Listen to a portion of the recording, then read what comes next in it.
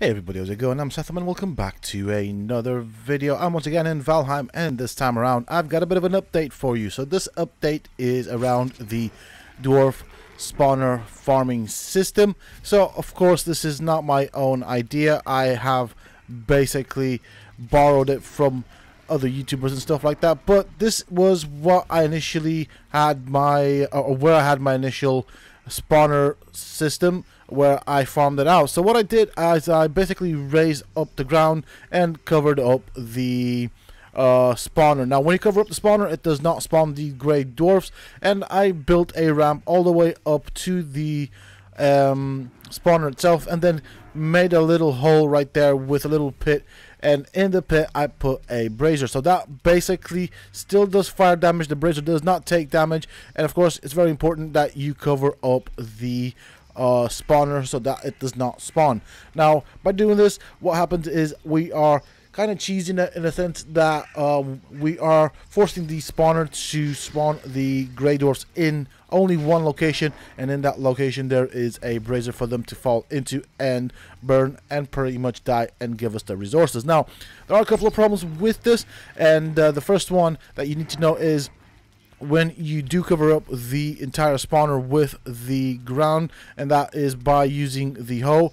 Of course it does not spawn. The other one is, as you will see right there, the brutes specifically will damage the brazier, so you will have to replace them quite often. Now of course you do get your materials back, and this wasn't a thing that often occurred with the previous method. It isn't as good as the previous method, but it does work just fine. So the way we're going to do that is we're going to put a 45 degree inclined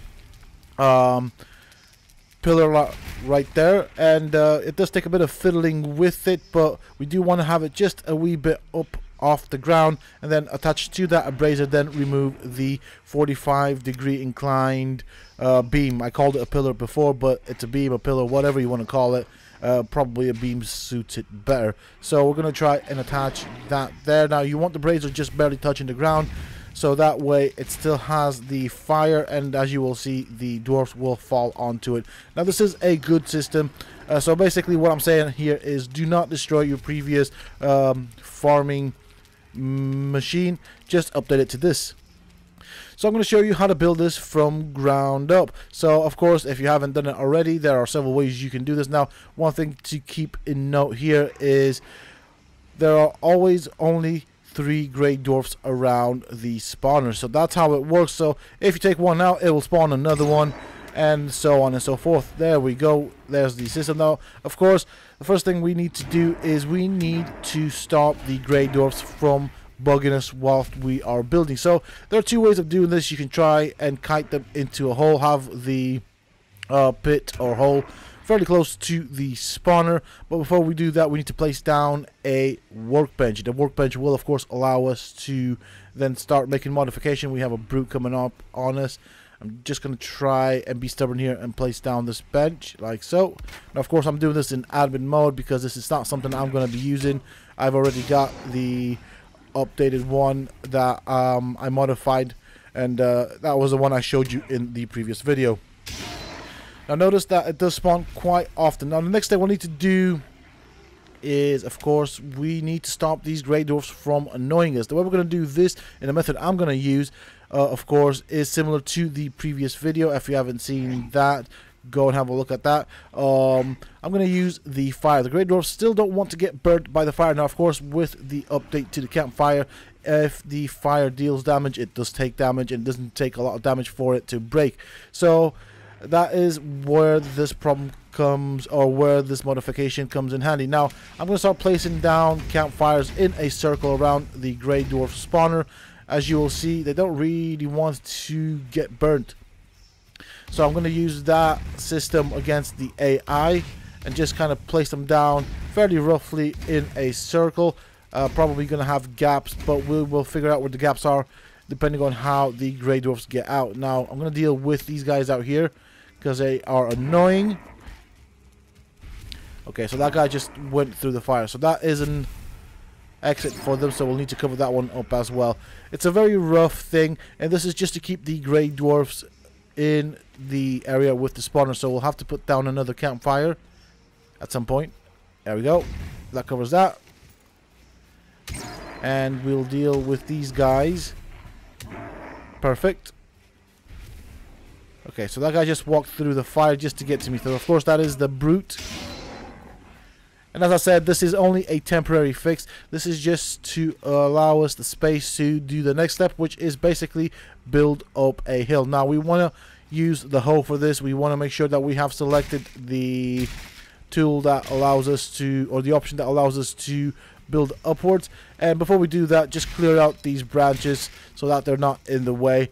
They can be annoying at times. And I think that should be it for now. Okay, so as you can see, they are still able to get through. So just keep the area as clear as possible. Seems like there is another path here that they can get through, so we'll place down another campfire in a second. Just to keep them in there. And that should be fine. Okay, now of course this works if it's not raining outside. If it is raining outside, then of course that will put the campfires out. But these are just temporary, so we don't really care too much about it. You just saw there the campfire got destroyed, but that's fine. We don't really need it. It served its purpose now. And we want to build just above the GreyDwarf spawner. You can go much further higher, much higher. Oh, my English is bad, but you can go much higher if you choose to do so. Sometimes they will pop up here, so just keep that in mind. Just keep clearing them out. They are a bit doped out because of the campfires. So we're just going to completely enclose the GreyDwarf spawner, and we're going to build it in a square line. Make sure you don't leave any branches uncovered. So this is what it looks like in the end. Of course, I'm doing this, as I said, in admin mode. And we want to make sure that none of the branches are sticking out. What we've done here effectively is we have stopped the GreyDwarf spawner from spawning any NPCs until we are finished with the build. Now it's not really all that leveled. I do suggest at the end of it leveling up the top portion of this thing that we just built here. I am trying to be specific and make it as much of a square as I can. This is completely and entirely optional. And I did go a bit higher as well, just to let you know. You don't have to come up this high. This is, again, completely and entirely optional. Now, of course, you can build a base around here if you want to. That is your choice. Or you can just use it as a farming method. But I'm just going to completely level this out. And then we will flatten out the top. And that has a purpose as well, which I'll show you later in the video. It has to do with pausing the spawning for the GreyDwarfs. Now, of course, you can destroy the campfires that become uncovered when you do the build. And at the top, it is going to be important that we try and level this up, because we will place a structure. That structure will help us pause the spawner. So right now, I am just making sure this top portion is as flat as can be. And then we are going to move into the next section, which we will build the little hole, the little pit where the GreyDwarfs will fall into. So right now, of course, as you will be able to see, I have made sure that all of the little branches are covered as well. So I'm just going to slide down here. I'm going to choose where the middle is. It can be any side. It doesn't really make much of a difference. And we're going to start digging inwards. We want to try and center it to where the GreyDwarf spawner is, and we're going to dig downwards. Now, we want to make sure that we don't go too far. Of course, over here there is a campfire, so we'll just demolish that. We don't want it there anymore. It served its purpose. And we'll continue going downwards as well. And at some point, the GreyDwarf spawner will start spawning in the GreyDwarfs. We do want to make sure that they cannot walk out. So that is the whole point of this. And normally when you dig in a straight line, you do tend to dig upwards. So keep that one in mind. There we go. We are now getting the GreyDwarfs. Let's get rid of this guy. Now, I'm going to go inwards a bit more, but you don't have to. This is completely optional. Once you get the GreyDwarfs spawning, you are on the right track. So as you will see, the GreyDwarfs will start spawning, so it's time to put down the next pieces. So what you need to do is you need to place down a 45-degree beam. We want it just a bit above the ground, and then we are going to look for the brazier. Now there's no point in putting any coal in the brazier because most often the brazier will be destroyed by one of the dwarves. That's the downside of this system, but we are turning it into an automated farming machine, and of course when the brazier gets destroyed, it will of course give us back the resources that we put in it. And here we are, we can see that it's already working. I'm just going to level this out right here. And that should contain the grey dwarfs. I'm trying to get it as close as possible to the brazier, so that way the grey dwarfs just fall straight into the brazier. The only problem, as I said, is the brute. Now I'm going to show you a little trick here in case you do want to make adjustments, repairs, or just simply recover all of the pieces that have fallen off the grey dwarfs. The next thing we want to do is go back up to the top, but as you can see, it is working quite effectively. So over here I've placed up some floor pieces. I'm going to call them, I was nearly going to call them roof pieces, but they're actually the floor pieces, and I'm going to use a 4x2 area, which will basically mean that I will cover up the GreyDwarf Spawners. So the 4 pieces in the center should now stop the GreyDwarf Spawner from spawning in anything. That allows me to clear out the area at a safe distance from anything else, and then if I need to make any modifications or replace the brazier, of course it'll allow me to do that because things will not be spawning in. So of course that means that the GreyDwarf Spawner likes to have a clear view of the sky, and because I have obstructed that with the floor pieces, the GreyDwarf Spawner will stop spawning in the grey dwarfs. So that allows me to either